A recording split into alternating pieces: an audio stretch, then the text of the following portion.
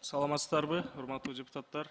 Мен мына боюнча тактагым келет да, бардык эле мыйзамдарда негизи жоопко тартканда мына азыр 60 сааттан 100 саатка чейин коомдук иштерге тартуу деп.